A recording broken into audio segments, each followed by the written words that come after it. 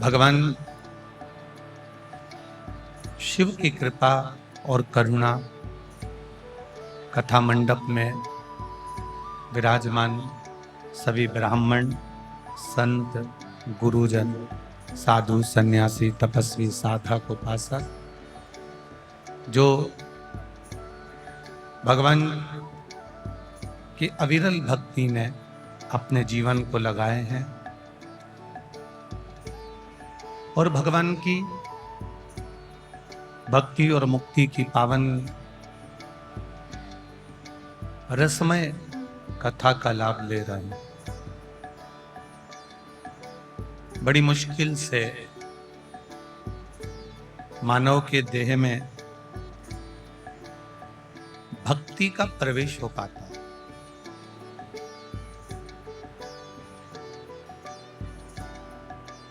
बड़ी मुश्किल से मिलती है अविरल भक्ति, और यदि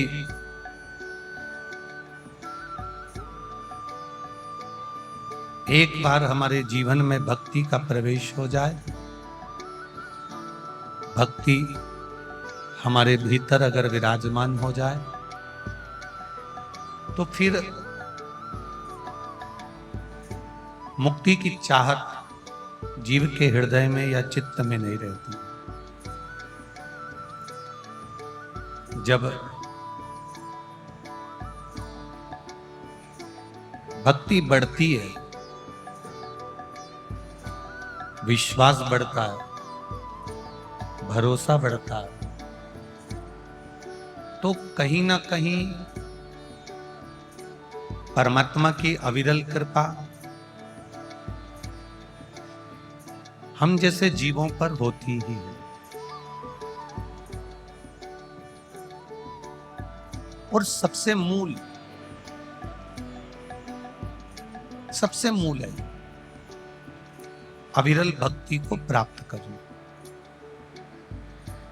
कि तेरी कृपा बिना ना हिले एक भी अणु, लेते हैं श्वास तेरी कृपा बखान त्याग करूं मैं राहों के ढेर का, चपटी भभूत में खजाना तुम्हें, हे गंगा मुक्ति का भोले आयु शंभु तारिता। हम जब अविरल भक्ति की ओर बढ़ते हैं और भक्ति का यदि एक अंश भी हमारे भीतर अगर प्रकट हो जाता है,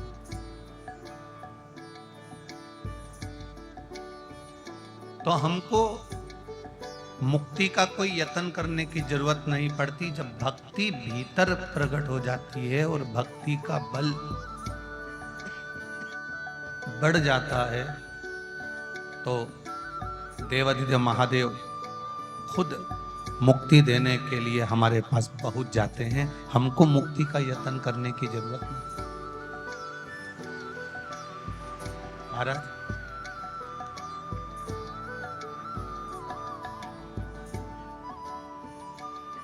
आप कहां जा रहे हैं?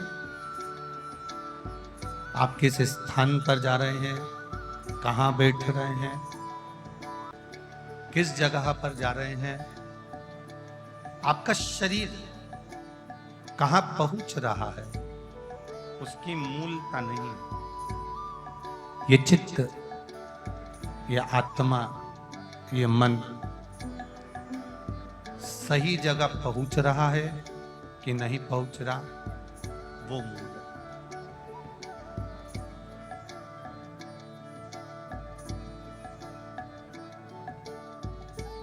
देह,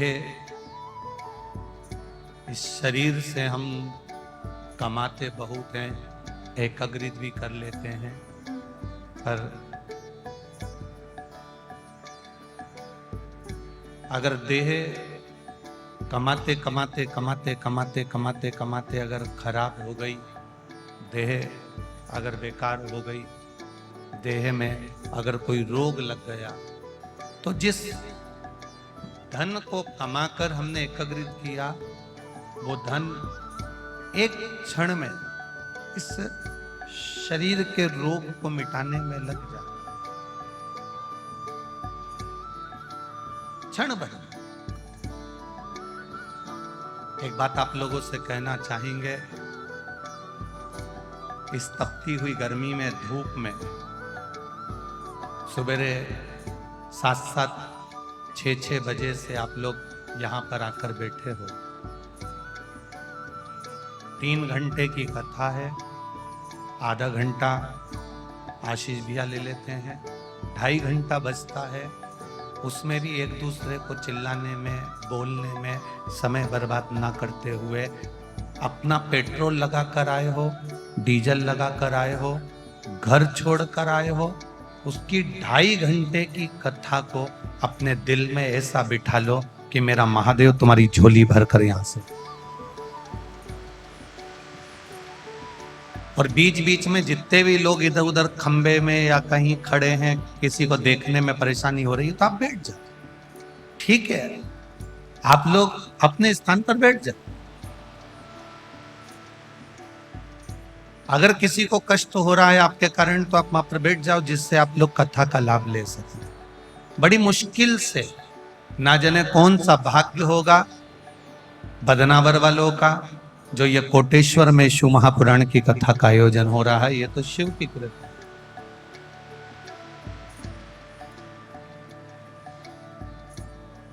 बड़ी कृपा बाबा ने करी है, देवाधिदेव महादेव ने करी है, भगवान शिव ने करी है, तो उसका लाभ आप अपने जीवन में लीजिए और अपने जीवन को धन्य बनाने का प्रयास करिए।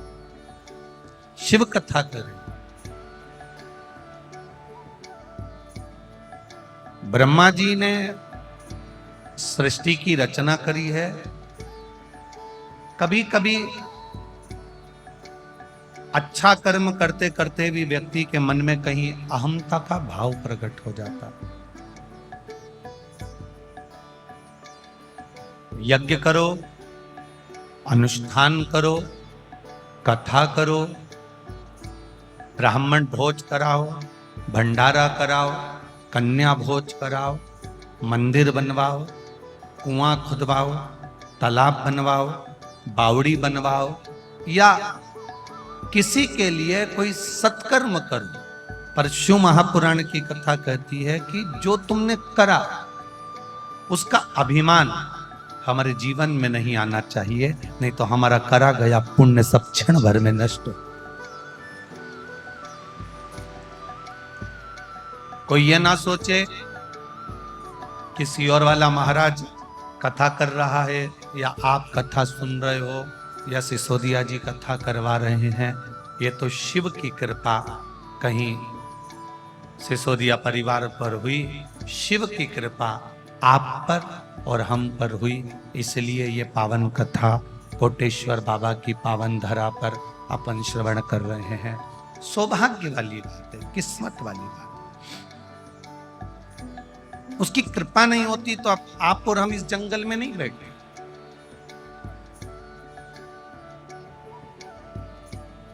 अब अपना घर छोड़कर, अपना परिवार छोड़कर, अपना कुल छोड़कर, अपने परिवार को छोड़कर, बच्चों को छोड़कर, पूरे परिवार को छोड़कर आप यहाँ जंगल में आकर कोटेश्वर की पावन धरा पर बैठे हो, तो कुछ तो शिव जी की कृपा होगी, शंकर जी की उदारता होगी।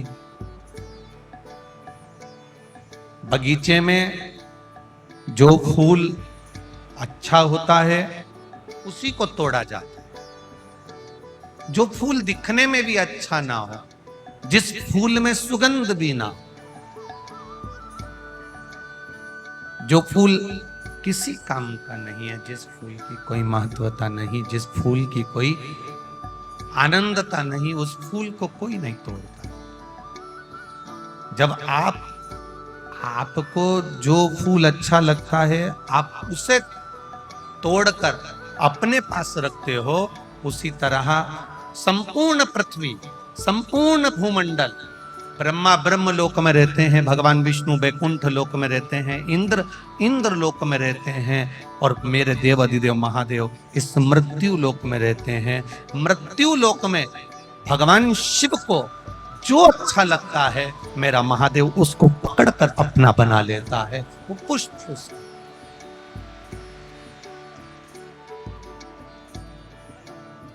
ये शिव की कृपा से, ये उनकी उदारता से, ये उनकी करुणा से प्राप्त हो।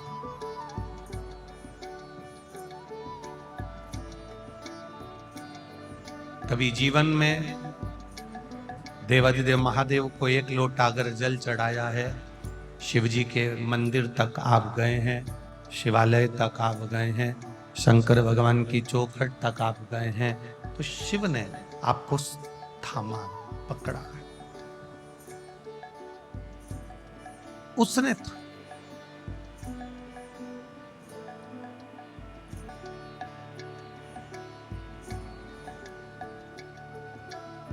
कई लोग कहते हैं गुरुजी हम मंदिर जाते हैं, पर शिव महापुराण की कथा कहती है आप कभी मंदिर नहीं जाते।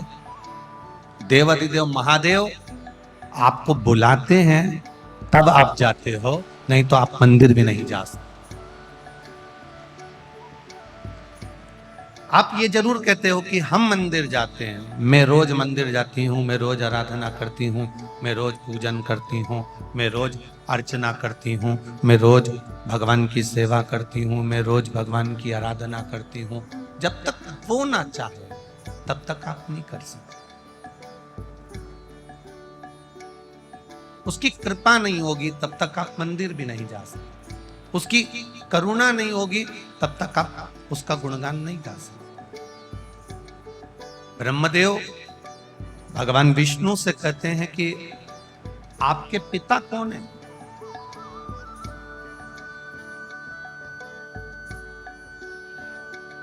भगवान नारायण के मुख से निकल जाता है कि मेरे पिता वो देव अधिदेव महादेव, जिसको अपना गोत्र नहीं मालूम होता, जिसको अपना कुल नहीं मालूम होता, जिसको अपना सरनेम नहीं मालूम होता, जिसको अपना गोत्र का स्मरण नहीं होता, तो ब्राह्मण देवता भी कह देते हैं एक काम करो, शंकर भगवान का नाम ले लो, शिव जी का नाम ले लो, भगवान उमापति का नाम ले लो, उसका गोत्र सबका गोत्र है। क्योंकि ब्रह्मा ब्रह्म लोक में है, भगवान विष्णु वैकुंठ लोक में है, और मेरा देव अधिदेव महादेव मृत्यु लोक में है, जो पृथ्वी पर है। हमारा गोत्र भी हमारे शिव के समर्पित है, शंकर ही हमारे गोत्र में है और हम ही शंकर के गोत्र में। नहीं मालूम, हमने उसका भजन कर।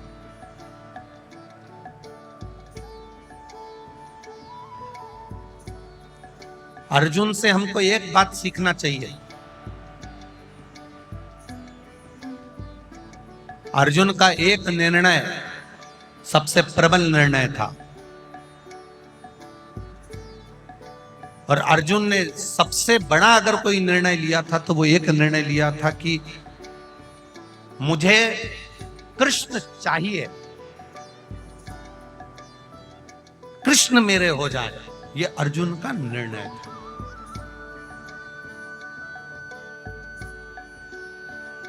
एक प्रबल निर्णय अर्जुन ने ले लिया कि कृष्ण मेरे होना चाहिए, कृष्ण मेरे हो जाएं और कृष्ण मेरे हो रहे। ये अर्जुन ने निर्णय लिया कि मुझे कुछ चाहिए तो कृष्ण चाहिए। बस अर्जुन ने एक निर्णय लिया था कि मुझे कृष्ण चाहिए, और भगवान कृष्ण अर्जुन के हो गए थे। फिर अर्जुन ने कोई निर्णय नहीं लिया, बाकी के निर्णय भगवान कृष्ण ने लिए। अर्जुन चुप बैठे।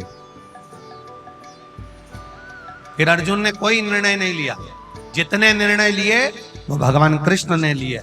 अर्जुन ने एक निर्णय ले लिया था कि मुझे कृष्ण चाहिए, और एक निर्णय प्रबल निर्णय आपके पास में अगर आ जाता है तो बाकी के निर्णय आपको नहीं लेना पड़ते, बाकी के निर्णय देवाधिदेव महादेव लेते हैं।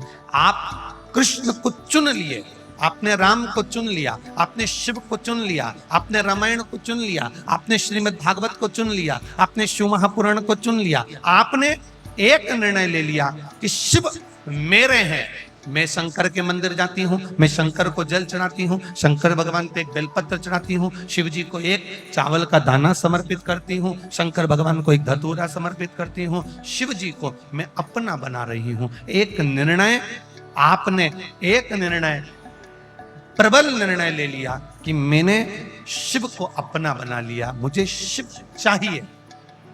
बस बाकी के जितने, आवाज पकड़ रहा है, बाकी के जितने निर्णय हैं वो सारे निर्णय कोई दूसरा नहीं रहेगा, देवाधिदेव महादेव ले। अब उसके भेद से मेरे बाबा दया करना, मैं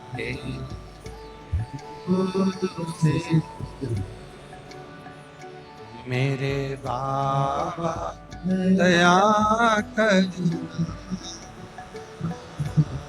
मैं तेरे भरोसे, ना घर के भरोसे ना परिवार के भरोसे,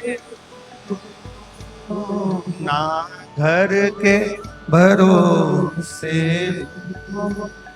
ना परिवार के भरोसे, मेरे बाबा दया करना, मैं तेरे भरोसे, मेरे बाबा दया करना, तेरे भरोसे। आपने चुन लिया देवाधिदेव महादेव को, आपने चुन लिया भगवान शिव को, फिर आपने निर्णय ले लिया कि शिव के मंदिर जाना है, शंकर की आराधना करना है, शिव तत्व को जानना है, फिर शंकर निर्णय करेंगे कि आपका करना क्या।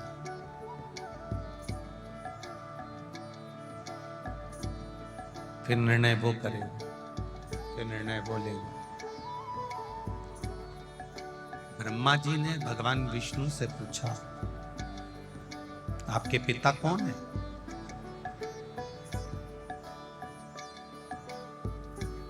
कहा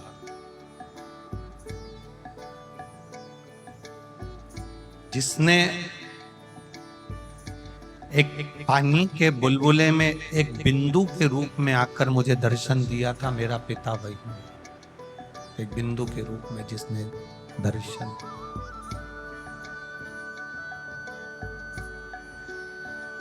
बिंदु के,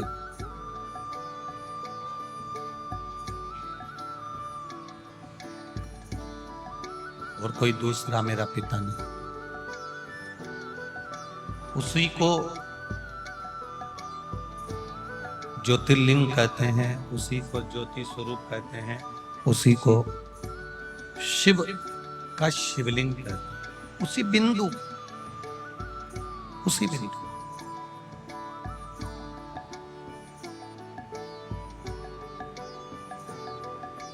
अब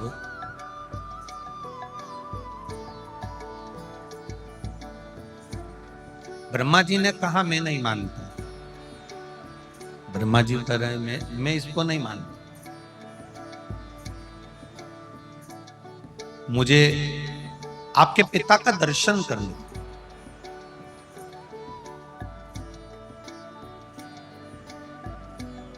भगवान विष्णु ने कहा चलो, सर्वस्व वही विराजमान,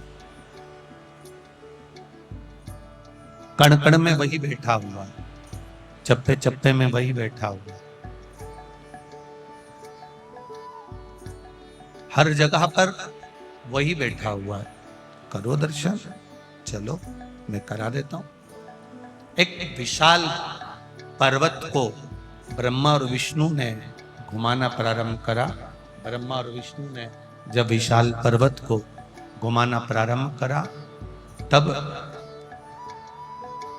उसमें से अग्नि का खंभ प्रकट हुआ और अग्नि के खंभ ने एक लिंग की आकृति प्रकट कर दी और लिंग की आकृति प्रकट होकर भगवान देवाधिदेव महादेव ने ब्रह्मा जी और भगवान विष्णु के सामने कह दिया कि आज मुझे प्रकट करा है ब्रह्मा और विष्णु ने, मुझे प्रकट करा है ब्रह्मा और विष्णु ने।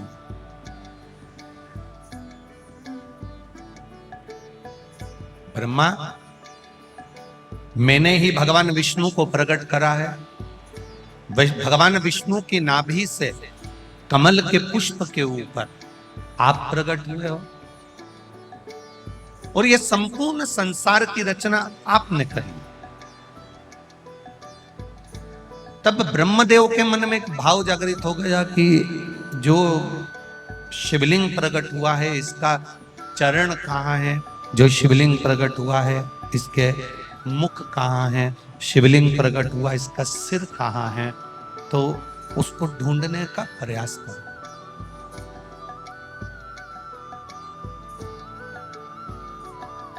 भगवान विष्णु से ब्रह्मा जी ने कहा कि आप कहाँ जाना चाहेंगे। बाहर की आवाज अंदर आ रही है पर अंदर की आवाज नहीं क्लियर आ रही है और आवाज बेस जा।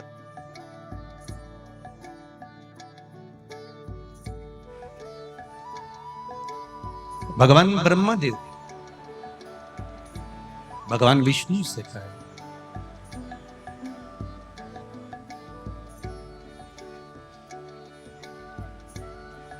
आप शीश का दर्शन करने जाएंगे कि चरण का दर्शन करने जाएंगे। भगवान देवाधिदेव महादेव ने, भगवान शिव जी ने, भगवान विष्णु ने तुरंत ब्रह्मा जी के सामने कह दिया कि मैं भगवान का शीश देखने जाऊं, एक पिता का मस्तक देखने के लिए जाऊं, ये मेरी सामर्थ्यता नहीं, ये मेरी सामर्थ्यता नहीं। मैं भगवान देवाधिदेव महादेव के शिवलिंग के चरण को ढूंढने के लिए जाऊं। ब्रह्मा जी कहते हैं मैं शीश देखने जाऊंगा। गुरु, माता, पिता, शिक्षक, संत, सतगुरु, इनके शीश को नहीं देखा जाता। अगर देखा जाता है माता, पिता, गुरु, संत, साधु, सन्यासी, तपस्वी, साधक, उपासक, इनके चरण को देखा जाता। क्यों? क्योंकि इनके चरणों को जिसने पकड़ लिया, इनके चरणों को जिसने साध लिया, इनके चरणों को जिसने पकड़ा, बस समझ लो कि भव सागर से पार उतरने का साधन मिल गया। यहां तक शिव महापुराण की कथा कहती है कि बड़ों की बात को जो मान लेता है, बड़ों के कहने को जो मान लेता है, बड़ों की बात को जो मान लेता है, उसको बड़ा बनने से कोई नहीं रोक सकता। वो एक दिन बड़ा बन ही जाता है जो बड़े की बात मान।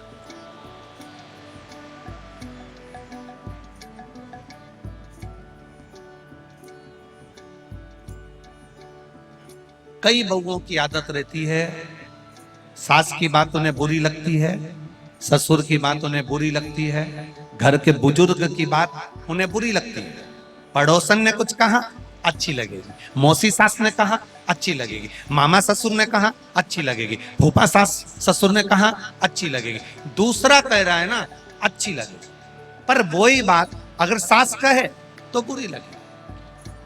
और बहू सोचती है कि मेरा नाम बहुत चलना चाहिए, मैं बिल्कुल सास जैसी बन जाऊं, मैं बिल्कुल सास की तरह हो जाऊं, चाबी का गुच्छा मेरे कमर में आ जाए और मेरी बात सब माने। तो मेरा निवेदन है, आप जिस दिन घर के बड़ों की बात मानना चालू कर दोगे, उस दिन आप अपने आप बड़े बनते चले जाओगे। आप छोटे नहीं रहो,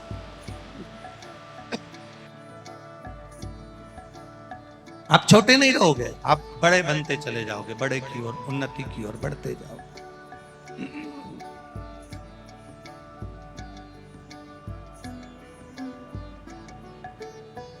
हम दूसरे का कहना मानते हैं, हम दूसरे की बात मानते हैं, हम दूसरे के कहने पर चलते हैं। हम दूसरे ने कह दिया तो वो हमने मान लिया, दूसरे ने बोल दिया तो हमने मान लिया, पर अपनों का नहीं माना। बड़ी विडंबना है संसार की, बहुत बड़ी विडंबना।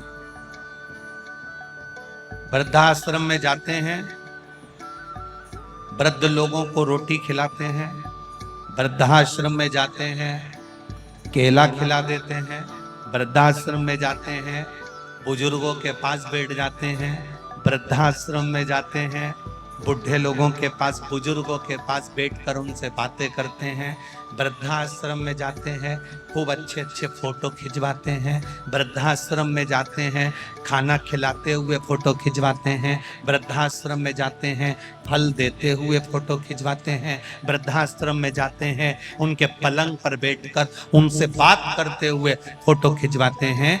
शिव पुराण थोड़ी सी उल्टी है इस मामले में। मेरे देवादिदेव महादेव का चरित्र थोड़ा अलग।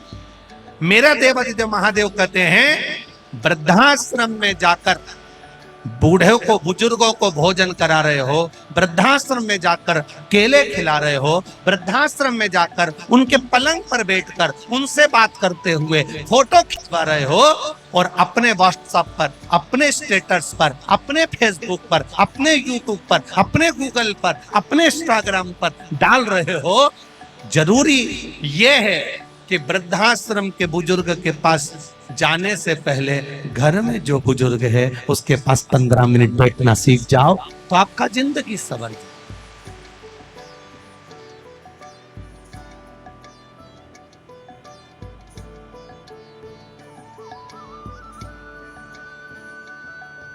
घर में बुजुर्ग बैठे हैं, घर में बुजुर्ग विराजमान है, वो इंतजार कर रहे हैं कि 5 मिनट मेरा बेटा मेरे पास बैठे, मेरे से मेरे दिल की बात करे। ए नाना, ए नंगा, ए छोरा इधर आ, बेटा इधर आ, बाबू इधर आ। वो बैठा है, ये दौड़ के चले जा। मम्मी टाइम नहीं है, पिताजी समय नहीं है, भागा भागा भागा भागा, बस यहाँ जाए वहाँ जाए, दोस्त के जाए, काम पर जाए, धंधे पर जाए, बिजनेस पर जाए, फैक्ट्री पर जाए, यहाँ जा वहाँ जा, पूरी जिंदगी बस की दौड़ दौड़।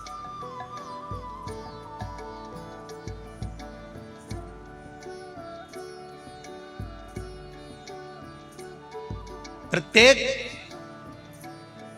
घर के नवयुवक बेटा बेटी, प्रत्येक घर के बहू बेटा, प्रत्येक घर का व्यक्ति अपने घर के बुजुर्गों का अगर आदर करना चालू कर दे तो वृद्धाश्रम में बुजुर्ग रहने के लिए नहीं जाए, ये निश्चित है।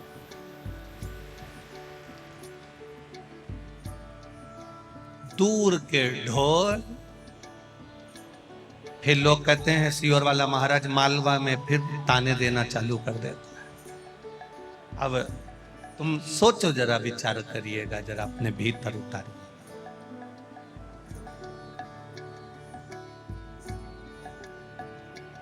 सफेद कपड़े में दाग लग जाए तो परिवार वालों को शर्मिंदा होना पड़ता है, समाज वालों को शर्मिंदा होना पड़ता है, कुल वालों को शर्मिंदा होना पड़ता है। पर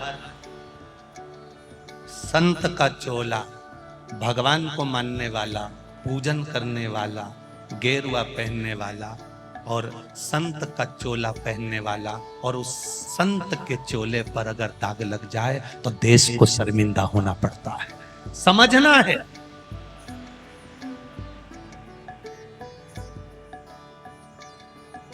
कलकत्ता में कहा था ढोंग की जिंदगी जीने से अच्छा है, बोलो बोलो जम के बोलो, ढंग की जिंदगी जीना चालू कर दो, तुम्हें ढोंग की जिंदगी जीने की जरूरत नहीं पड़ेगी। अब प्रसन्नता का जीवन जियो।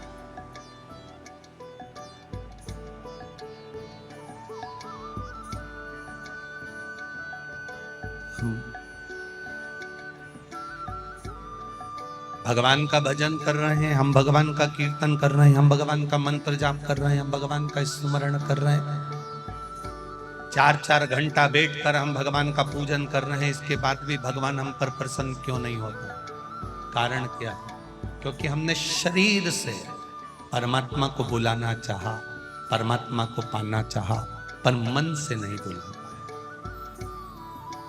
मीरा ने मन से परमात्मा को बुलाया था, नरसिंह मेहता जी ने मन से भगवान को बुलाया था। नरसिंह जी तो सांवरिया सेठ का भजन करते थे, पर उनके भाई ने जब धक्का देकर निकाला, उनकी भाभी ने जब धक्का देकर निकाला, तो नरसिंह जी सांवरिया जी के मंदिर जाना था, पहुंच गए थे शंकर जी के मंदिर में। शिव जी के मंदिर में शंकर के शिवलिंग को रात भर आंखों से आंसू बहा बहा कर निला रहे थे, रो रहे थे, मेरा कोई नहीं है, मेरा कोई नहीं है। जैसे एक मुर्दे को शमशान में छोड़कर आते हैं, घर पर आकर सब पूड़ी और सब्जी खाते हैं, चाय पीने वाले चाय पीते हैं, ऐसा कोई नहीं कि घर में मुर्दे को छोड़कर आने के बाद कोई घर का ऐसा व्यक्ति बता दो जिसने पूरी सब्जी नहीं खाई, चाय नहीं पी, पानी नहीं पिया, ऐसा कोई व्यक्ति नहीं है। आग लगा के आएंगे और अंदर आवाज दे देंगे, चाय देख लो चाय। आग लगा के आएंगे और पास वाले पड़ोसी मोहल्ले वाले रिश्तेदार पूरी सब्जी लाकर दे देंगे। लोग साहब अब आंख में से आंसू बहाता जाए और पूरी सब्जी निपटाता जाए, कौन देखे? और फिर छोरा से कह दिया, नाना इनगा थोड़ा नमक ला दे, अभी डोकरा के निपटा के आया, अभी शमशान छोड़ के आया, और अब क्या कह रहा है, सब्जी में नमक, थोड़ा नमक ला दे। वो छोरा नमक ला के दे दिया, इन्हें बुड़का दिया। कौन याद करे? में आपके भाव जागृत होना चाहिए। हम क्यों, किस लिए? माता के चरण, पिता के चरण, गुरु के चरण, संत के चरण, सतगुरु के चरण, शीश पर दृष्टि ना हो, चरण पर दृष्टि हो। राम जी की कथा कहती है, रावण जब अंत समय में जमीन पर पड़ा था, तब राम जी ने लक्ष्मण जी से कहा था जाओ। विद्वान ने मुंह फेर लिया। लक्ष्मण गुस्से में राम जी के पास पहुंचा और राम जी से जाकर कहा कि रावण को बहुत अभिमान है, उसने मुझे देखा और मुंह फेर लिया, उसने मुझे देखकर मुंह फेर लिया। इतने में राम जी ने कहा, लक्ष्मण रावण को अभिमान नहीं है, अभिमान तो तेरे भीतर भरा हुआ है। गुरु के पास जब ज्ञान लेने के लिए जाते हैं तो उसके सिर के पास नहीं बैठते, उसके चरणों में जाकर बैठते हैं। जा उसके चरण में जा बैठो, उसके चरणों में जा, उसके चरणों में जाकर विराजमान हुई, उसके चरणों में जाकर बैठ जाइए।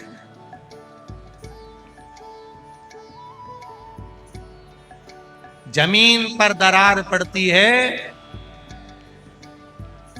तो पानी बारिश का गिरता है तो दरार को भर देता है।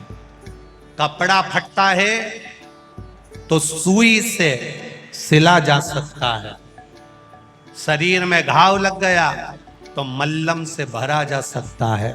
पर वाणी का घाव इतना विचित्र होता है, वो जिंदगी भर नहीं भरा पाता। जिंदगी उस वाणी के घाव का स्मरण रखिए। हमारे मुख से कोई ऐसा शब्द ना निकले जिससे किसी के हृदय को ठेस पहुंचे, कोई रोए, किसी का मन दुखे, किसी का चित्तवृत्ति दुखे। क्यों?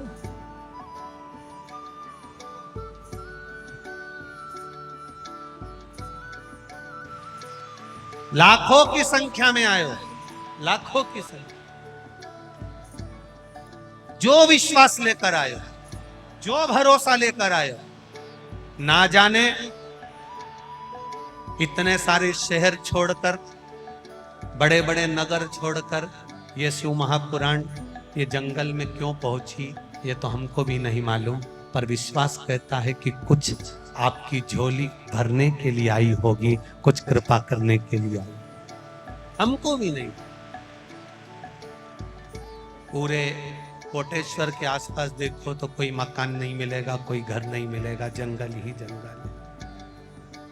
इस जंगल में इतना मंगल हो जाना, ये शिव के सिवा कुछ नहीं।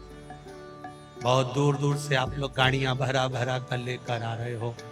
5 दिन की कथा है। दिल से सुन ली, 3 महीने में वो क्या देगा, 3 महीने भी जाने दो। उज्जैन की कथा में तुम्हारा पत्र रखा मिलेगा, ये मेरा विश्वास कहता है। ये मेरा भरोसा कहता है, विश्वास। जिसने दिल से सुनी है, जिसने भरोसे से सुनी है, जिसने दृढ़ता से, छल से नहीं, दिखावे से नहीं। छल और दिखावा तो होना ही नहीं। आप दिल से सुनो, जहां मिल जाए। कल भी टेंट बढ़ाया, आज भी पूरा टेंट और बढ़ाया जाएगा। माना आप लोग ज्यादा संख्या में आए हो, खड़े हो, जगह नहीं, फिर भी आपका विश्वास 3 घंटे तक एक जैसे धूप में खड़े रहना, बाहर खड़े खड़े खड़े खड़े कथा को श्रवण करना, ये विश्वास नहीं तो क्या है। 2 पुष्प ऐसे हैं जो भगवान शंकर को नहीं चढ़ाए जाते, एक केतकी, एक केवट। और चंपा भी भगवान शंकर को चढ़ती है, पूरे साल नहीं चढ़ती, केवल भादो के महीने में चढ़ती है, उसके सिवाय नहीं चढ़ती। क्या कारण था? केतकी की कथा तो यहां पर शिव महापुराण में आ जाती है कि केतकी ने एक गलती कर दी थी। जब ब्रह्मा जी शंकर भगवान के शिवलिंग का दर्शन करने के लिए ऊपर जाते गए, शिवलिंग का छोर नहीं मिला, शीश नहीं मिला। ब्रह्मा जी गौ माता को लेकर आ गए, गाय चलो पृथ्वी पर चलकर भगवान विष्णु के सामने कह देना कि ब्रह्मा जी को छोर मिल गया। गौ माता ने कहा मैं झूठ क्यों बोलूं? ब्रह्मा जी ने कहा तुझे एक रोटी दिलाऊंगा, प्रत्येक घर से तुझे खाने को रोटी मिलेगी। एक रोटी के चक्कर में गौ माता ने झूठ बोल दिया भगवान विष्णु के सामने। केवल एक रोटी के लिए गाय झूठ नहीं बोल रही, एक रोटी के लिए संसार का मनुष्य भी झूठ बोलते, दिन भर झूठ बोलते, दिन भर। एक बार श्री हनुमान जी महाराज जब अयोध्या में राम जी का राज्य स्थापित हो गया, अयोध्या के राजा श्री राम बन गए, विराजमान हो गए। हनुमान जी घूमते रहते थे तो कपड़े की दुकान वालों ने हनुमान जी को रोक लिया। कपड़े वालों ने, किराने की दुकान वालों ने हनुमान जी को रोका, रोक कर पूछा क्यों रे हनुमान, तूने लंका कैसे जलाई थी? हनुमान जी ने कहा उनने मेरी पूंछ में कपड़ा बांधा, तेल डाला, आग लगाई, मैंने जला दी। रोज कपड़े वाले, किराने वाले हनुमान जी से रोज पूछते तूने लंका कैसे जलाई, लंका कैसे जलाई, लंका कैसे जलाई, हनुमान तूने लंका कैसे जलाई? हनुमान जी ने कहा उनने मेरी पूंछ में कपड़ा बांधा, तेल डाला, आग लगाई, मैंने जला दी। हनुमान ने कहा बस ऐसा? हाँ। किराने वाले, कपड़े वाले बोले एक बार जला के बता। हनुमान जी ने कहा बांधो कपड़ा। उन्होंने पूंछ में कपड़ा बांधा, तेल डाला, आग लगाई। हनुमान जी उन्हीं की दुकान में घुस गए, उन्हीं की दुकान। सारी किराने की दुकान, कपड़े की दुकान जितनी थी सब जल गई। सब दौड़कर राम जी के पास गए। राम जी के पास जाकर आवाज लगाई कि राम जी राजा बनकर बैठे हैं, अयोध्या के राजा राम के सामने हमारी दुकान जल रही है, हमारी दुकान में आग लग गई है, ये कैसे हो गया? हनुमान जी को बुलाया गया। हनुमान तुम इतने चतुर होने के बाद, अष्ट सिद्धि नवनिधि के दाता असबरदीन जानकी, राम रसायन तुमरे पासा, तुम इतने चतुर होने के बाद तुमने इनकी दुकानों में आग क्यों लगा दी? हनुमान जी बोले ये रोज कहते थे लंका कैसे जलाई, कैसे जलाई, कैसे जलाई। मैंने कहा कपड़ा बांधा था, तेल डाला था, आग लगाई, मैंने जलाई। इनने कहा जला के बता, हमने कहा लगा।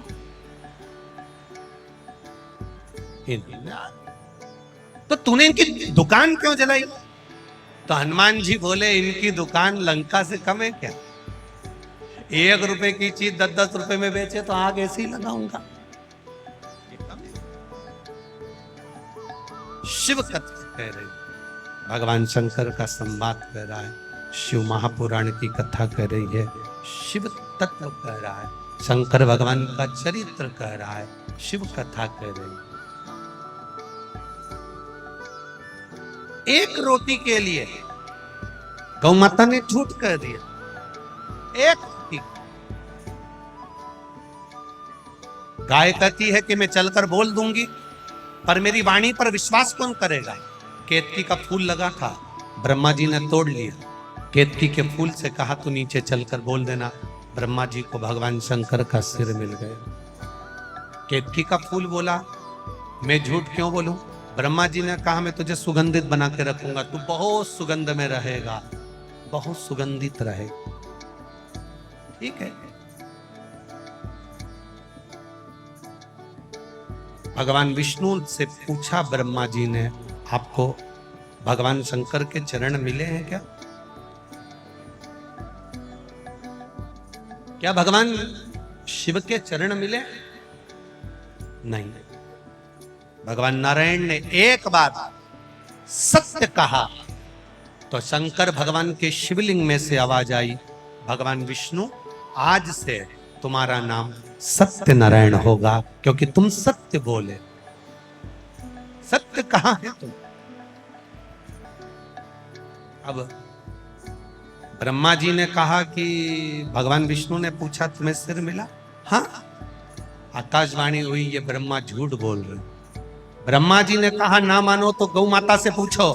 गाय से पूछा गौ माता क्या ब्रह्मा जी को भगवान शंकर का सिर मिला? गौ माता ने एक रोटी के चक्कर में झूठ बोल दिया तो शंकर भगवान प्रकट होकर बोले, गौ माता तू जगत की मां होकर झूठ बोलती है, तेरा पूरा शरीर पूजा जाएगा पर तेरा मुख अपूज्य माना जाएगा। सारे दुनिया के लोग सारे मंदिरों की परिक्रमा आगे से करेंगे, देवताओं की परिक्रमा आगे से करेंगे, पर गौ माता तूने झूठ बोला है, इसलिए तेरी परिक्रमा पूंछ से प्रारंभ होगी और पूंछ पे समापन होगी। दुनिया के लोग कन्यादान आगे से करेंगे, गौदान, वस्त्रदान, अन्नदान, सारे दान आगे से करेंगे, पर गौ माता का दान दुनिया के लोग पीछे से करेंगे। इसलिए गौ माता का दान गाय की पूंछ पकड़कर किया जाता है, आगे से नहीं। तो झूठ बोल।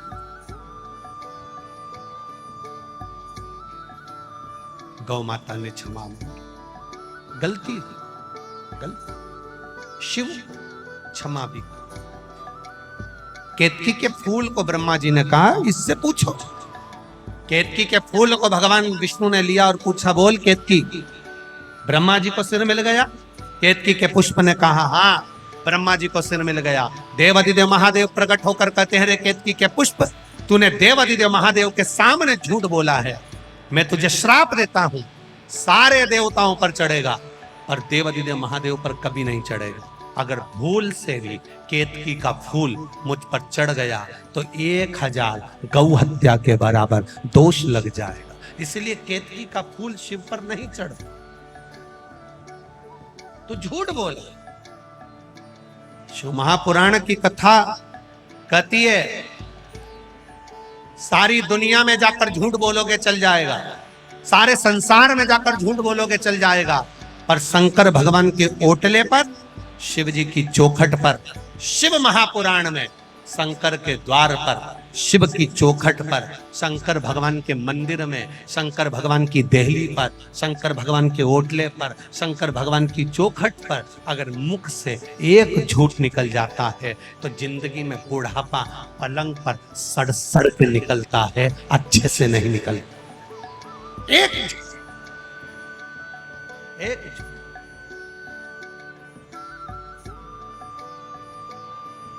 नरक पटक।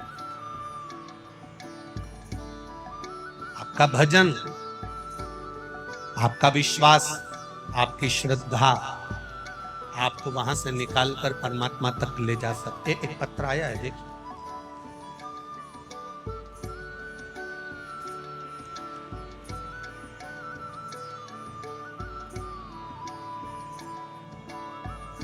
जो दुनिया नहीं सोच सकती वो मेरा देवाधिदेव महादेव सोच लेता है। बस उस पर करा गया भरोसा, उस पर करा गया विश्वास हमें दृढ़ता दे।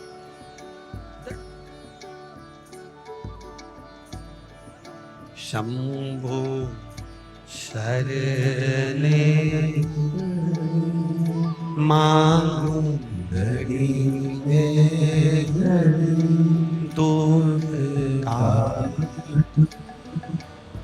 दया कर निदर्शन।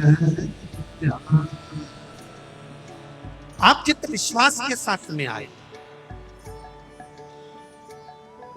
कोटेश्वर धाम की इस धरा पर देवाधिदेव महादेव के चरणों में बैठकर ये शिव महापुराण की कथा में मैं विश्वास से कह सकता हूं, जितने भी भक्त भाव से, चाहे टीवी पर सुन रहे हो, फेसबुक यूट्यूब पर सुन रहे हो, चाहे कोटेश्वर बाबा की इस धरा पर, इस जंगल में, एकांत में, तप तपाती हुई धूप में, कोसों दूर से आकर आप इस कथा को सुन रहे हो, चिंता मत करना, दिल से सुनकर जाना, वो दिल से झोली भर कर देगा, ये निश्चित है।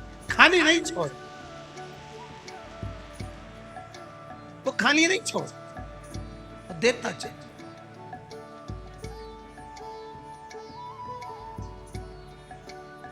दिखावे से परे हो जाओ। कई लोग ताना देंगे, क्या रखा है शिव जी के पास जाने से, शंकर जी को जल चढ़ाने से क्या मिलता है, शंकर भगवान के मंदिर जाने से क्या मिलता है, शंकर जी का गुणगान करने से क्या मिलता है, शिव तत्व को पाने से क्या मिलता है। ये पत्र प्रतिदिन इतने पत्र आते हैं, ढेर लगा रहता है पत्रों का, सारे पत्र यहीं छूट जाते हैं। इन पत्रों में मोबाइल नंबर रहता है, एड्रेस रहता है, फोन नंबर रहता है। जिसके मन में संशय आता है वो इन पत्रों के माध्यम से उनके पास जाकर पूछ भी सकता है कि कहीं ये पत्र नकली तो नहीं है, कहीं ये पत्र गलत तो नहीं है। जाओ पूछो। बस निवेदन इतना है, ढोंग की जिंदगी में ना पड़ना, छल में ना पड़ना, अंधविश्वास में ना पड़ना, चमत्कारों के चक्कर में मत पड़ना। पढ़ना तो मेरे महादेव के चक्कर में पढ़ना, अपनी भक्ति के बल पर वो प्रकट, भक्ति के बल।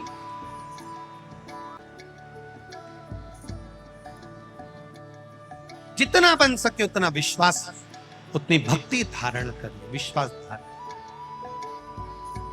भरोसा धारण। ये 5 दिन की कथा है, आज दूसरा दिन है।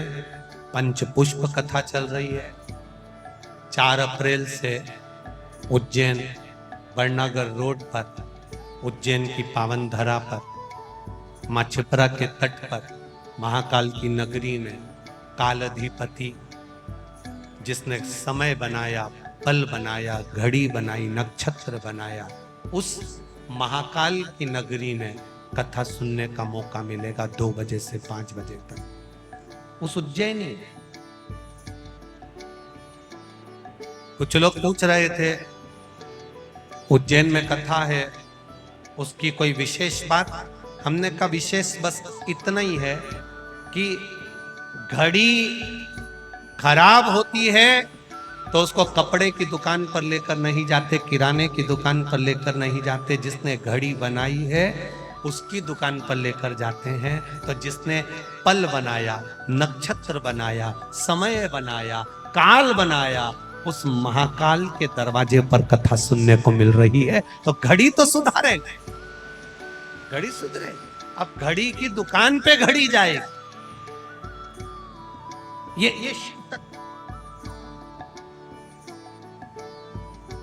ये उघड़दानी केतकी, तूने झूठ बोल, झूठ बोल तो कहीं पर भी बोलोगे चलेगा। शिव के धाम, शंकर के पास नहीं, शिव महापुराण में नहीं, शंकर की चौखट पर नहीं, शंकर के द्वार पर नहीं, शिव जी के ओटले पर नहीं। पहले के समय में अदालत नहीं होती थी, पहले के समय पर अदालत नहीं होती थी, पहले के समय पर पंचायत नहीं होती थी। पहले के समय पर अगर कोई गड़बड़ करता था उसको शंकर जी के मंदिर ले जाते थे, उठा गंगा जली और कहते तूने ऐसा नहीं किया।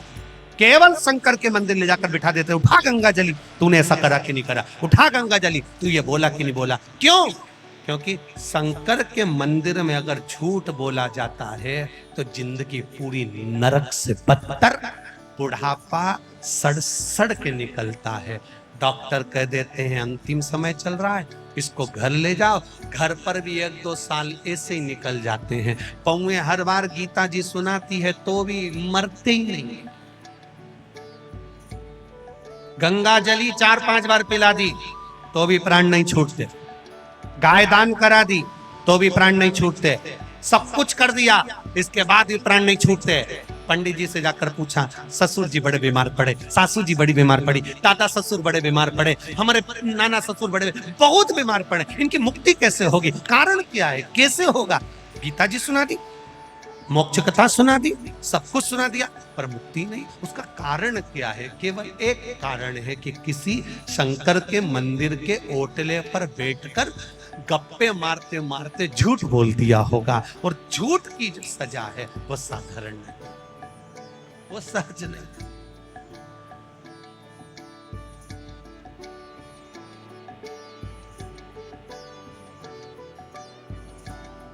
वो सहजता नहीं। इसीलिए शिव महापुराण की कथा कहती है, इसीलिए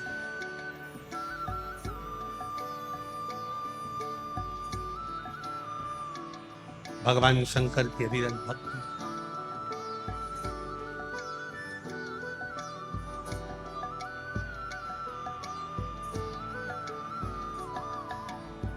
महाराज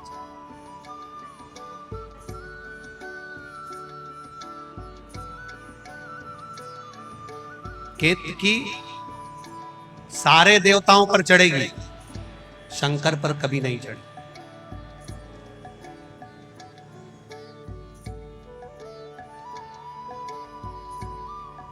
केवड़ा शिव जी पर क्यों नहीं चढ़ता? केवड़े का पुष्प शंकर तक क्यों नहीं पहुंचता? केवल एक कारण, चंपा साल भर भगवान देवाधिदेव महादेव पर तो नहीं चढ़ता, केवल भादो का महीना, केवल एक भद्रपद, बाकी का समय नहीं। कारण क्या है? केवल निंदा में व्यस्त रहे। केवड़ा और चंपा दोनों का एक ही काम था, दिन भर केतकी की निंदा में लगे रहते थे। आप सबसे एक निवेदन है, कोई गलती करे, कोई गलत काम करे, उसने करने वाले ने कर दिया, हम क्यों उसकी निंदा करें, हम क्यों उसके लिए अपशब्द, हम क्यों आड़ा टेढ़ा बोले? वो निंदा में लगा। शिव जी ने श्राप दे दिया, केतकी को जो दोष है वही की वही दोष तुम दोनों को भी लगेगा, क्योंकि उसने जो पाप करा है उस पाप का गुणगान तुम दोनों ने किया है। पाप का गुणगान तुम दोनों ने किया। बहुत बहुत ध्यान देना जरा, इस चरित्र पर थोड़ा सा ध्यान देना। बहुत कोई व्यक्ति का हम निंदा करते हैं ना, तो उसका पाप हमारे माथे चढ़ता चले जाए। निंदा करने वाला, जिसकी हम निंदा कर रहे हैं उसका पाप। एक कथा पहले कही थी, आप लोगों के स्मरण में होगा। एक राजा को एक बीमारी लग गई, पूरा शरीर टपक रहा, गिर रहा, पूरा शरीर टपक गिर, बड़ी भयंकर बीमारी, गल गल कर शरीर नीचे गिर रहा था। राजा ने सारे वेदों को दिखाया, सारे डॉक्टरों को दिखाया, पर राजा का शरीर ठीक नहीं हुआ। आखिरी में राजा ने विचार कर, अब करूं तो करूं क्या? गुरु जी के पास गया, गुरुदेव मेरे शरीर में एक रोग लग गया, शरीर टपक टपक कर जमीन पर गिर रहा है, गुरुदेव मेरा शरीर गल रहा है, गुरु जी आप बताओ, कुछ अच्छा बता दीजिए। गुरु जी ने कहा, राजन तेरा शरीर गिर रहा? हाँ। टपक रहा? हाँ। शरीर गल रहा? हाँ। राजन तेरा भाई था ना, वो तो मर गए, भाभी कहाँ है? घर में।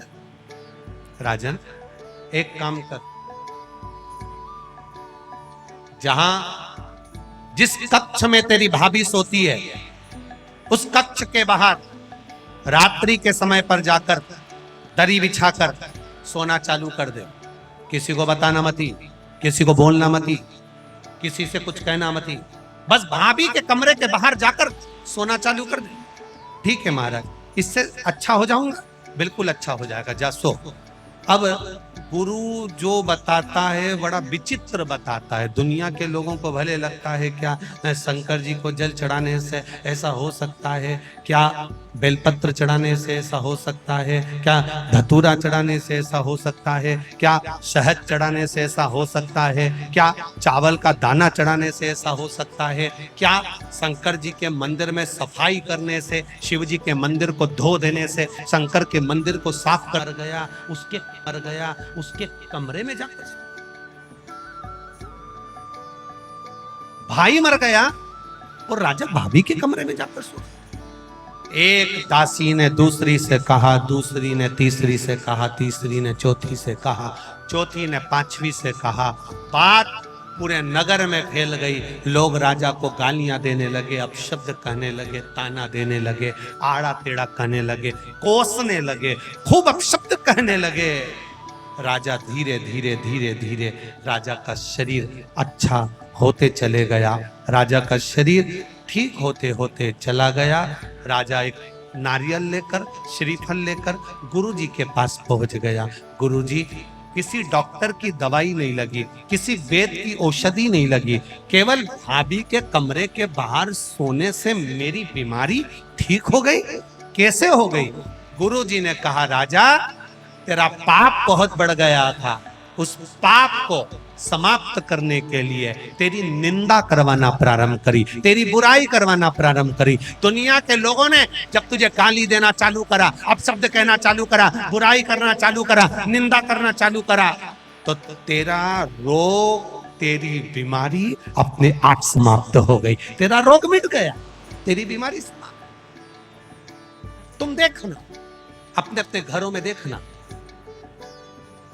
बहू का घुटना दुख है, बहू की कमर दुख है, बहू की पीठ दुख है, बहू का सिर दुख है, बहू का हाथ दुख है, बहू का पांव दुख है, और 70 साल 80 साल की डोकरी का कुछ नहीं दुख है।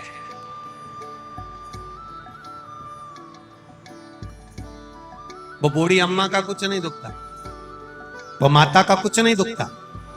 कारण क्या है? कभी तुमने सोचा?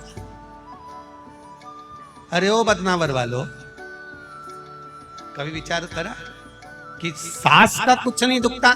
सवेरे 4 बजे 5 बजे उठती, झाड़ू लगा लेती, दांत अभी तक जोरदार, चना भी खा जाती, और तू देखे तो 2-3 बार तो कुल्ला करके आ गई। आंखें इतनी बढ़िया कि अभी भी सुई में धागा पिरो ले, और तू सुई में धागा पिरोए तो 2 बार चश्मा को उतार के साफ करके फिर चढ़ा दे। कभी विचार करा? सुबह 4 बजे से घर की बुजुर्ग मां काम में लग जाती है, 4 बजे से गोबर, झाड़ू, बर्तन, ये वो करते करते करते करते सुबह जल्दी नहा नुआ के मंदिर जाके फिर आके काम में लग जाए। रात को सोते सोते तक भी कोई काम बता दे तो वो काम कर दे। मेहमान आए, पानी पिला दे, रोटी बना दे, सब्जी बना दे, खिला खिलू के नची। और तेरे शरीर में कष्ट, बहू का हाथ दुखे, पांव दुखे, सिर दुखे, कमर दुखे। कभी विचार करा कि बूढ़ी माँ को कुछ नहीं होता और तुझे क्यों होता? उसका कारण केवल एक ही है, घर की बहू मायके में जाकर सास की इतनी बुराई करती, इतनी बुराई करती, इतनी बुराई करती कि सास एकदम जोरदार होती चली जाती है।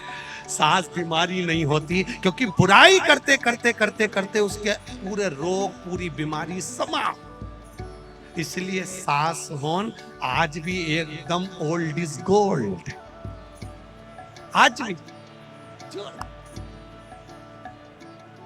मेरा बहुओं से निवेदन है, सास को जल्दी निपटाना है तो बुराई बिल्कुल मत करो। तुम जितनी जितनी बुराई करोगे ना, सास उतनी जोरदार खजूर वाली चोटी बना के हाथ पहन के झामर झुमका पहन के चलेगी।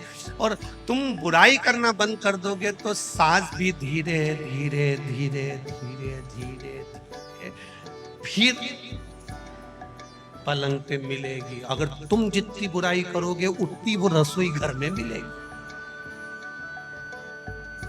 जल्दी निपटाना है तो बुराई करना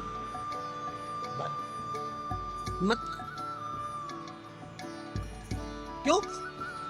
शिव पुराण कह रही है हम किसी की बुराई करते, हम किसी की निंदा करते, हम किसी की चुगली करते, हम किसी का अपशब्द कहते हैं।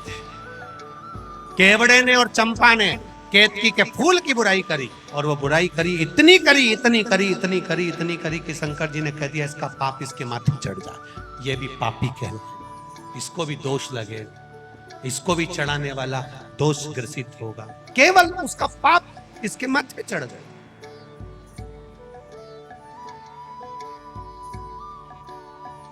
जिंदगी में कभी किसी की निंदा नहीं करना, किसी के लिए अपशब्द नहीं करना, किसी के लिए ताना नहीं देना, किसी को आड़ा टेढ़ा नहीं कहना। अगर कहना तो केवल भगवान का भजन, स्मरण, कीर्तन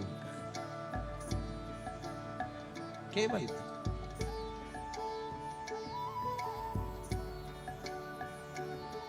उसकी भक्ति, उसका स्मरण, उसका मंत्र जाप, उसका कीर्तन,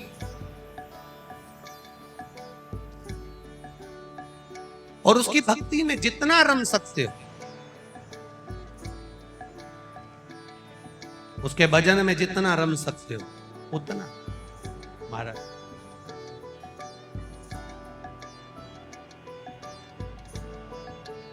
वो कहते हैं ना, मीराबाई को लोगों ने ताने पर ताना दिया, गाली पर गाली दी, अपशब्द पर अपशब्द किया, पर मीराबाई भगवान की भक्ति में लगी रही।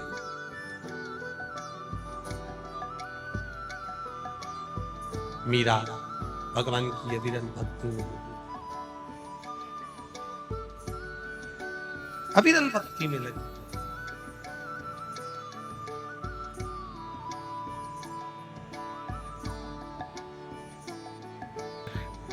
भगवान शंकर का संवाद कर रहा है।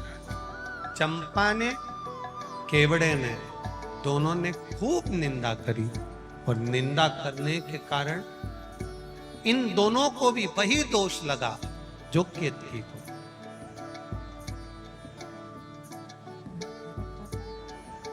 शिव निंदा करने वाला, शिव निंदा सुनने वाला, दोनों ही दोष। शिव कथा कर रहे,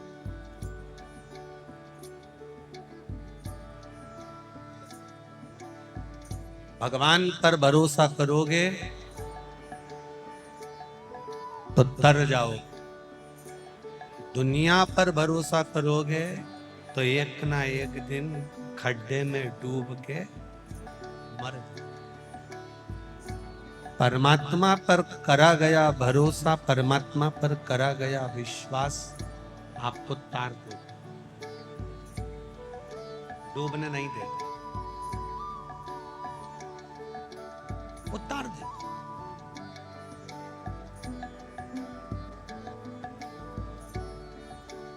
शिव कथा करे,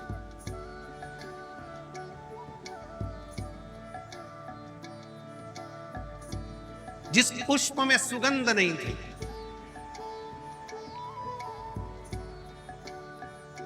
जिस पुष्प की सुगंध भी नहीं है,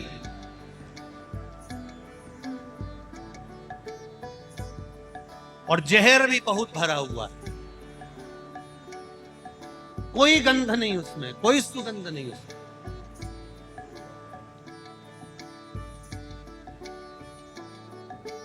केतकी, केवड़ा, चंपा, ये तीनों जब एक सभा में बैठते थे तो इन तीनों के चेहरे पर एक साधारण से पुष्प को देखकर हंसा करते थे, जिस पुष्प का नाम था कनेर का पुष्प, पीला कनेर।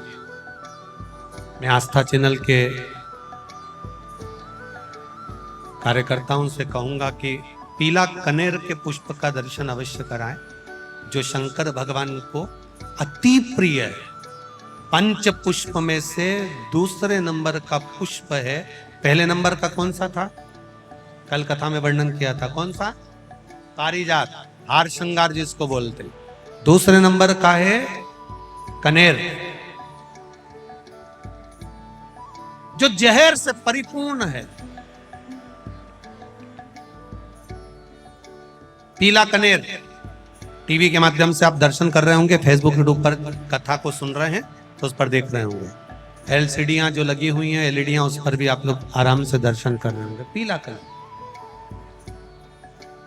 केतकी, चंपा, केवड़ा, जो कि पुष्पों में प्रबल पुष्प हैं, बड़े सुगंधित पुष्प हैं। जब पुष्पों की सभा लगती है तो उस पुष्पों की सभा में भी इन तीनों को बड़ी महत्वता दी जाए, बड़ी महत्व। मुस्कुरा रहे, हंस रहे। जब व्यक्ति के पास में थोड़ा सा वैभव आ जाता है, व्यक्ति के पास में थोड़ा सा धन आ जाता है, व्यक्ति के पास में थोड़ी सी संपदा बढ़ जाती है, व्यक्ति के पास में थोड़ी सी पद, प्रतिष्ठा, यश बढ़ जाता है, तब वो साधारण व्यक्ति पर थोड़ा ठाके लगा सकता है, हंस। पर ये नहीं जानता सारे देवता अच्छी अच्छी वस्तु को भले अपने पास रख लेते होंगे, पर मेरा महादेव जो किसी काम की वस्तु नहीं है, मेरा महादेव उसको अपने पास में रख लेता। जो कोई काम, जिसका कोई कीमत नहीं, जिसकी कोई महत्व नहीं। धतूरे की कोई कीमत होती है क्या? अरे बोलो, जम के बोलो जरा। नहीं।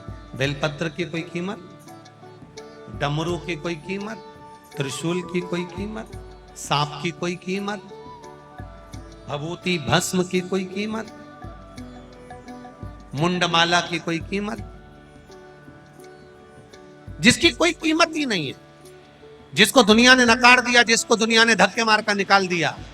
शिव महापुराण की कथा कहती है,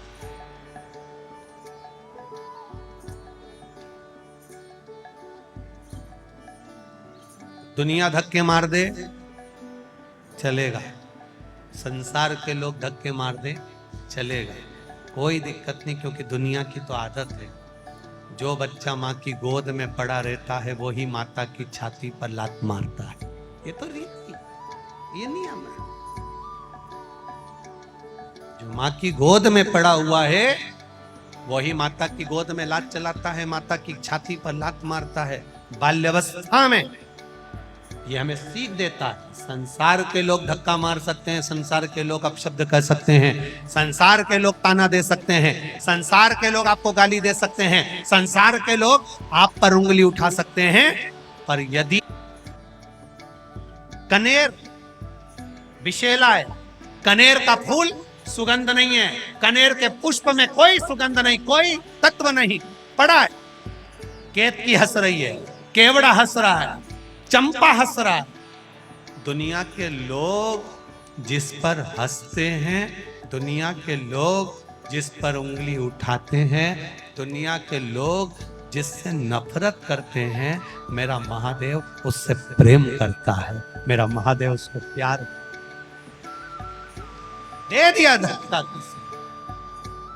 दुनिया के लोग जिससे नफरत करते, दुनिया के लोग जिसको धिक्कार देते हैं, धतूरे को कौन पूछे, कांटे वाले पौधे को कौन पूछे, कनेर को कौन पूछे?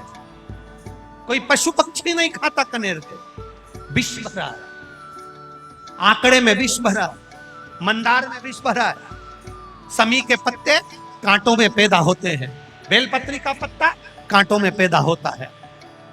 सब में कुछ ना कुछ दोष है, फिर भी मेरा महादेव उनको स्वीकार कर, मेरा महादेव उसको स्वीकार। दोष है, वो दोष दुनिया को दिखता होगा। लोग कहते होंगे बेलपत्री में कांटे हैं, समी के पत्ते में कांटे हैं, लोग कहते होंगे कनेर जहरीला है, शंकर जी को चढ़ाना नहीं चाहिए, धतूरे में कांटे हैं, भांग में ऐसा है, उसमें ऐसा है। दुनिया के लोग इनमें दोष देखेंगे, पर मेरा महादेव दोष में भी कुछ अच्छा देख लेता है। नारद जी ने देखा, सब हंस रहे थे। कनेर के पुष्प को नारद जी ने तोड़ा। तोड़ते तोड़ते आकाश मार्ग से नारद जाते जाते उस कनेर के पुष्प को एक कैलाश की शिला पर रख दिए। कैलाश की शिला पर वो कनेर का पुष्प रखा था, उस कनेर के पुष्प को भृंगी ने उठा लिया। भृंगी ने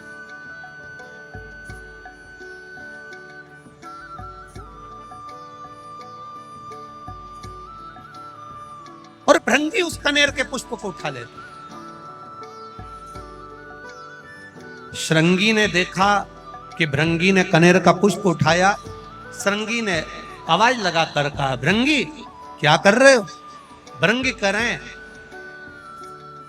मैं जब महादेव से मिलकर आया था तो महादेव के आज चरणों में कोई पुष्प नहीं था। देवादिदेव महादेव के श्रृंगार में कोई पुष्प नहीं था। श्रृंगी ने कहा, ये पुष्प में सुगंध नहीं है, इसीलिए इसको कोई देवता स्वीकार नहीं करते। भृंगी ने कहा, शमशान की राख मनुष्य के कपड़े पर लग जाती है तो मुर्दा जलाकर आने के बाद नहाना पड़ता है। वो शमशान की राख महादेव पर चढ़ जाती है तो वो भी पैकेट में बंद होकर लाखों की बिक जाती है। शमशान की राख मनुष्य के कपड़े पर लग जाए तो उसको शमशान से आकर नहाना पड़ता है। वो शमशान की राख महादेव पर चढ़ जाए तो वो भस्मी बन जाती है। शरीर पर महादेव के लगने के बाद चपटी भभूत में है खजाना कुबेर का, उसकी भस्म से भी कुबेर का खजाना झड़ता है। तो ये कनेर भी कुबेर के खजाने से कम नहीं होगा, मेरा विश्वास कहता है। ये मेरा विश्वास है। भृंगी ने कनेर का पुष्प उठाया, ले गया। श्रृंगी दुमदुमी बजा रहा है।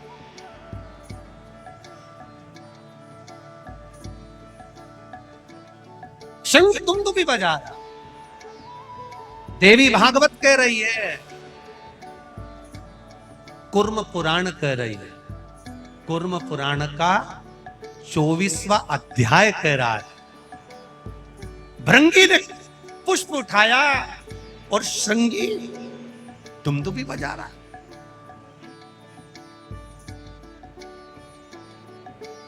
दुमदुमी। अब जैसी दुमदुमी बजना चालू हुई तो पूरे कैलाश में चर्चा हो गई। ऐसा लग रहा है कि कुछ जरूर हुआ है। इतनी दुमदुमी बज रही तो जरूर कुछ हुआ है। अब हुआ क्या है पता करो। माता पार्वती जी ने गणेश जी को भेजा, माता पार्वती जी ने कार्तिकेय को भेजा। माता पार्वती जी ने जब गणेश कार्तिकेय को भेजा तो गणेश जी महाराज ने अपनी सूंड में जल भरकर ऊपर की ओर फेंका। देवताओं को लगा जरूर कोई बात है। सारे देवता आकर खड़े हुए। हुआ क्या? दुमदुमी अचानक क्यों बजने लगे? अपने गांव में अचानक ढोल बजने लगे तो पता तो करना पड़ेगा कि हुआ क्या है, किसके घर छोरा हुआ, किसके यहाँ शादी हुई, किसके यहाँ क्या हुआ। तो मालूम पड़े कि साहब ना तो छोरा हुआ ना शादी हुई, फिर ढोल क्यों बजे? तो के साहब वो मांगने वाला कोई आया है तो वो आटा मांग रिया है तो ढोल बजा रिया है। तो क्या मांगने के लिए ढोल की क्या जरूरत पड़ गई? तो क्या लोगों की बेल बजाओ तो गाली दे, ढोल बजाओ तो ताली बजाओ, तो इसलिए ढोल बजा। तो इसने आखिर बात क्या है? दुमदुमी बजी तो क्यों बजी? दुमदुमी बजने का कारण क्या है? जो दुमदुमी का नाद पड़ा सारे देवता आकर खड़े हो गए। इतने में भृंगी ने एक कनेर का पुष्प, मात्र कनेर का, जिसमें विष भरा हुआ है, किसी काम का नहीं, जिसमें सुगंध तक नहीं है, जो कोई काम का नहीं था, उस कनेर के पुष्प को भृंगी ने देवादिदेव महादेव के चरणों में जैसे ही रखा, पार्वती जी ने उस पुष्प को देखा, देखकर विचार करा, जो भी सुगंधित पुष्प आता था शिव जी के ऊपर चढ़ता था, भले इसमें विष भरा है, क्यों ना ये भी शिव पे चढ़े। पार्वती जी ने उठाकर शंकर भगवान के कानों में उस पुष्प को लगा दिया। कनेर का वो फूल आज भी शंकर भगवान के फोटो में, पुराने फोटो में, पुराने चित्र में शिव जी के कान में लगा हुआ। कभी कभी किसी ने दर्शन करा है किसी ने ऐसा दर्शन कि शिव जी के कान में कनेर का फूल लगा हुआ देखा होगा। तब पार्वती जी ने कानों में उस पुष्प को लगाया। देवाधिदेव महादेव नेत्र बंद कर स्मरण करते हुए देख रहे हैं। देवता खड़े होकर अपने आप को विचार कर रहे हैं कि यह पुष्प शिव जी पर कितना सुशोभित हो रहा है, ये पुष्प हमको भी मिलना चाहिए। भगवान शिव ने नेत्र खोलकर कहा, ये मुझ पर चढ़ा है, देवताओं को भी प्रिय लगा है, सभी देवताओं को कनेर का पुष्प समर्पित होगा और वो कल्याण करने वाला। महाराज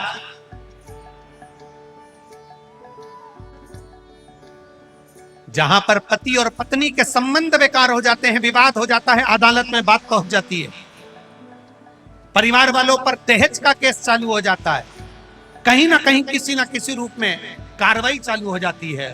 पति पत्नी में वापिस प्रेम को बढ़ाया जाए, उस प्रेम को बढ़ाने के लिए शंकर भगवान का समझ लीजिए शिवलिंग, कनेर के पुष्प की माला, काई के पुष्प की, कनेर का वो पीला जो फूल होता है, आप टीवी पर दर्शन कर रहे होंगे, कनेर के पुष्प की माला जो ऊपर जलाधारी लगी है, जिस जलाधारी में से बूंद बूंद पानी गिरता है, ये शंकर भगवान की 5 बेटियों का स्थान है। कौन कौन सी बेटी नाम ले?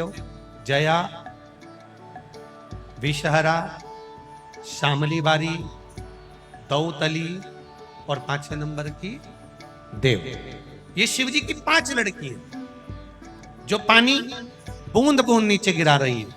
शंकर भगवान की बेटियों के स्थान से शंकर भगवान की जो ये जलाधारी है, जलाधारी अशोक सुंदरी वाला स्थान, ये जो जलाधारी है, बेटियों के स्थान से जलाधारी तक जो कनेर के माला बनाकर स्पर्श कर कर लगा देता है, शिवरात्रि के दिन प्रदोष काल के समय पर उस पति पत्नी में कितना भी झगड़ा हो रहा हो, आपस में प्रेम बनना प्रारंभ हो जाता है। अदालत का केस धीरे धीरे समाप्त, अदालती कार्रवाई। यहां तक कहा गया कनेर का पुष्प, भाई भाई में विवाद हो रहा हो, जमीन के लिए विवाद हो रहा हो, किसी प्रॉपर्टी के लिए विवाद हो रहा हो, या किसी अन्य विवाद में पड़े हुए हो, या तुम्हारे दुश्मन बढ़ रहे हो, तो भी कनेर का पुष्प शिव को समर्पित किया जाए। कनेर का सुख प्रदान,